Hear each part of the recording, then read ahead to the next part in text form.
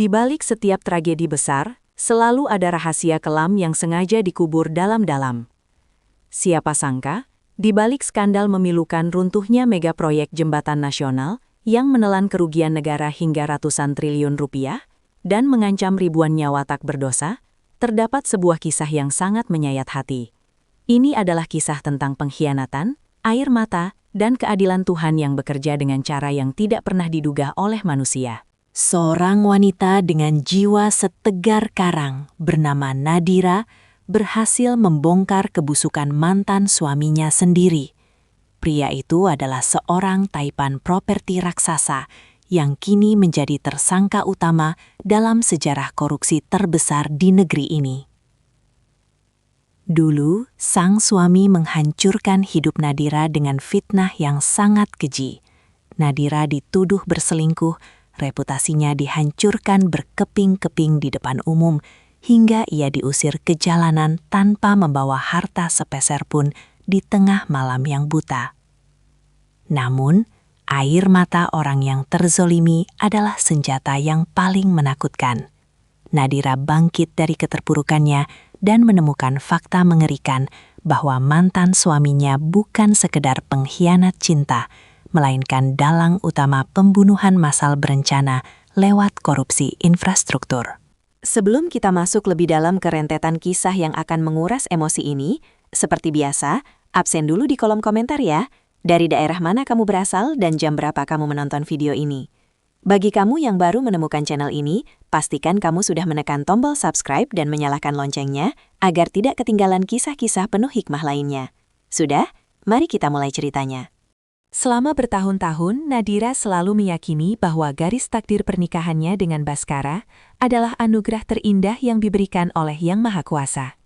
Sebagai seorang wanita cerdas lulusan arsitektur terbaik, Nadira merasa sangat bersyukur bisa bersanding dengan pria sekaliber Baskara. Baskara bukanlah pria sembarangan, ia adalah raksasa di industri konstruksi dan infrastruktur, seorang pengusaha muda yang namanya selalu menghiasi sampul majalah bisnis bergengsi. Tidak hanya tampan dan memiliki wibawa yang luar biasa, Baskara juga dikenal publik sebagai sosok filantropis yang sangat dermawan. Ia sering menyumbang ke berbagai yayasan, membangun panti asuhan, dan selalu berbicara tentang integritas di setiap seminar. Di mata dunia, kehidupan Nadira adalah definisi mutlak dari kata sempurna. Tinggal di sebuah mansion bak istana, bepergian ke luar negeri kapanpun ia mau, dan selalu menjadi primadona di setiap jamuan bisnis kelas atas. Setiap mata yang memandang mereka pasti berbisik iri, mengatakan bahwa Nadira adalah istri paling beruntung di muka bumi karena memiliki suami yang begitu sempurna. Sebagai seorang istri, Nadira mengabdi sepenuhnya.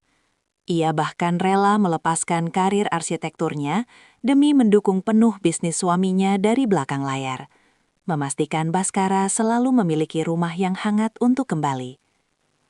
Namun, manusia hanya bisa melihat apa yang tampak di permukaan. Kemewahan itu rupanya hanyalah sebuah panggung sandiwara yang tidak pernah diketahui oleh siapapun, bahkan oleh Nadira sendiri.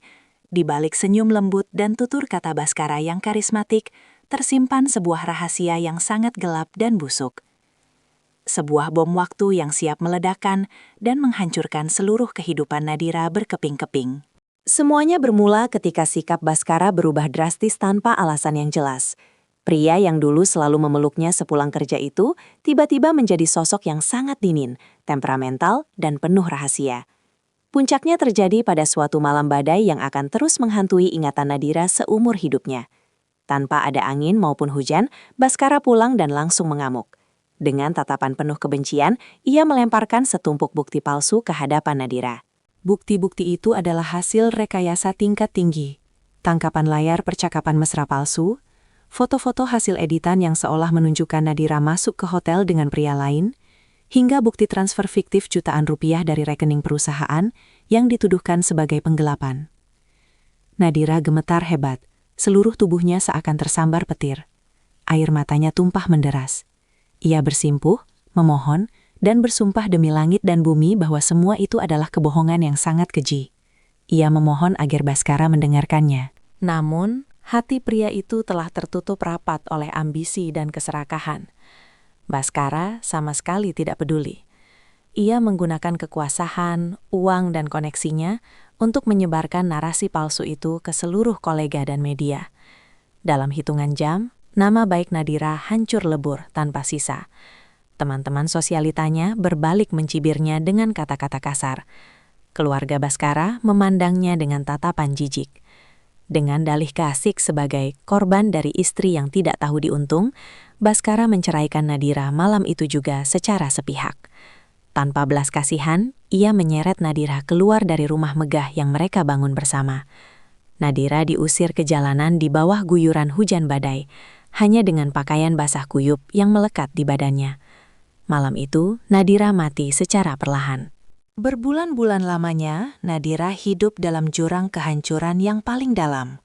Dari seorang nyonya besar yang dihormati, kini ia harus bertahan hidup di sebuah kamar kos sempit berukuran 3x3 meter yang pengap.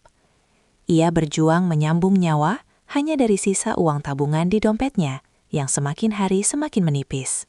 Setiap malam ia menangis dalam sujudnya, memohon agar Tuhan menunjukkan kebenaran. Suatu pagi yang mendung, saat ia sedang berteduh di sebuah warung kopi pinggir jalan, hatinya kembali mendidih. Di layar televisi warung tersebut, tampak wajah mantan suaminya sedang tersenyum lebar dengan angkuhnya. Baskara sedang dipuja-puji oleh para menteri bagaikan pahlawan pembangunan karena baru saja memenangkan tender mega proyek perumahan subsidi dan jembatan penghubung antar provinsi bernilai triliunan rupiah. Di tengah lamunan dan rasa sesak di dadanya, sebuah suara berat tiba-tiba menyapanya. Nadira? Nadira menoleh terkejut. Di hadapannya berdiri Dimas, seorang jurnalis investigasi independen yang idealis, yang juga merupakan teman akrabnya semasa kuliah dulu. Dimas terenyuh melihat kondisi Nadira yang sangat memprihatinkan.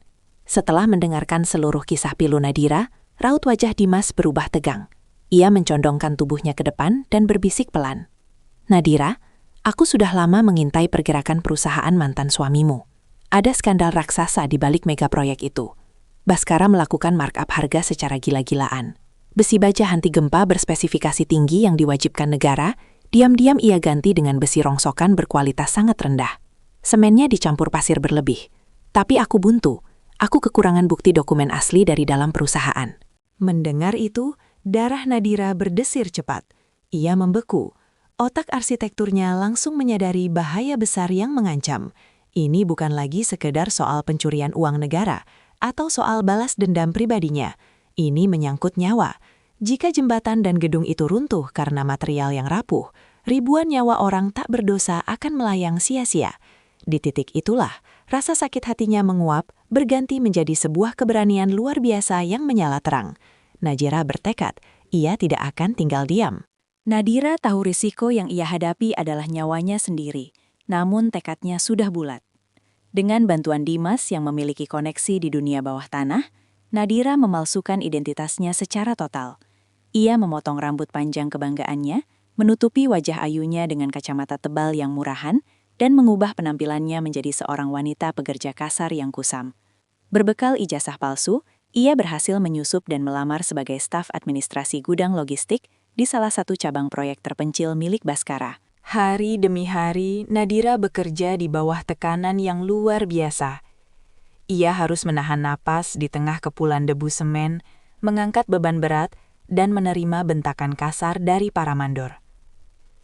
Namun, matanya selalu awas, mengamati setiap truk material yang datang di tengah malam. Hingga akhirnya, kesempatan emas itu tiba. Pada suatu malam yang diguyur hujan rintik-rintik, saat seluruh pekerja sedang terlelap karena kelelahan, Nadira menyelinap seperti bayangan ke dalam ruang arsip rahasia kepala logistik. Nafasnya memburu, keringat dingin membasahi pelipisnya. Setiap decitan suara lantai kayu membuatnya nyaris mati ketakutan. Dengan sebuah kawat kecil, ia berhasil membobol laci meja utama. Di sanalah ia menemukan harta karun yang akan menghancurkan segalanya. Sebuah flash disk terenkripsi dan sebuah buku catatan tebal bersampul kulit hitam. Di dalam buku itu, tertulis 2 laporan keuangan ganda, 1 laporan palsu yang rapih untuk mengelabui pemerintah, dan 1 laporan asli yang mencatat aliran dana korupsi miliaran rupiah dari pemotongan kualitas material, yang semuanya mengalir mulus ke sebuah rekening pribadi rahasia milik Baskara di luar negeri. Dengan tangan bergetar hebat, Nadira memotret setiap lembar halaman mematikan itu. 1 minggu setelah malam menegangkan itu, bom waktu yang dirakit Nadira dan Dimas akhirnya meledak dengan dahsyat. Dimas, melalui jaringan media independennya, merilis laporan investigasi berskala nasional ke publik. Bukti-bukti yang dibawa Nadira sangat sempurna dan tak terbantahkan.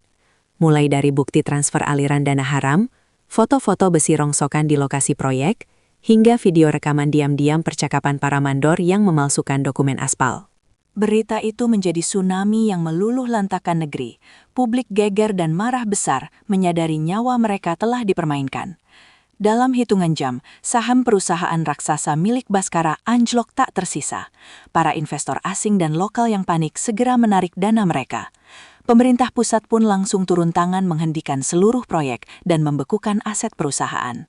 Di malam yang sama, saat Baskara sedang menikmati pesta champagne untuk merayakan ekspansi bisnis terbarunya bersama para elit, karma itu datang menjemput. Puluhan aparat dari lembaga anti korupsi mendobrak masuk, mengepung tempat itu.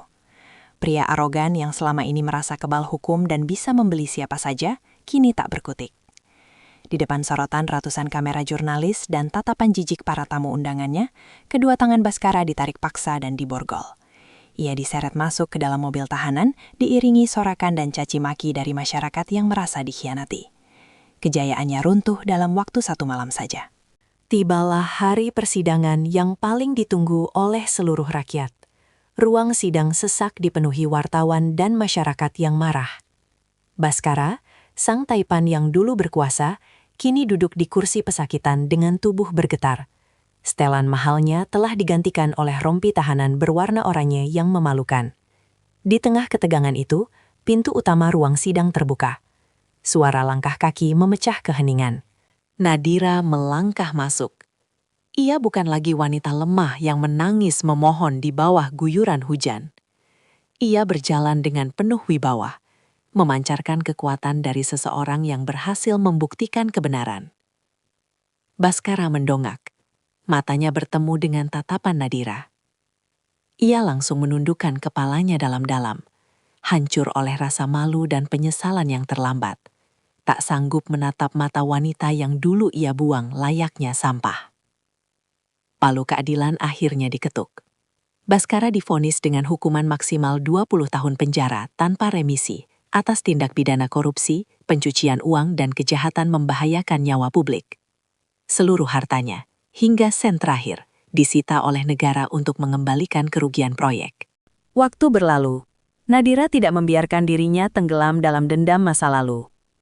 Berbekal ilmu arsitektur dan pengalaman pahitnya, ia bangkit dan mendirikan firma konsultannya sendiri yang berfokus pada audit keselamatan tata kota dan konstruksi berintegritas. Bisnisnya melesat pesat, karena dunia tahu bahwa ia adalah wanita yang tidak bisa dibeli dengan harga berapapun. Kisah Nadira menjadi bukti nyata bagi kita semua, bahwa sepintar apapun kebatilan disembunyikan, kebenaran pasti akan selalu menemukan jalannya. Dan ketahuilah, tidak ada yang lebih cepat menembus langit, selain doa dan air mata dari orang-orang yang terzolimi. Terima kasih sudah menonton kisah ini sampai habis. Hikmah apa yang bisa kamu ambil dari kisah Nadira? Tuliskan pendapatmu di kolom komentar. Jangan lupa untuk like, share video ini ke teman-temanmu, dan klik subscribe untuk cerita-cerita inspiratif lainnya.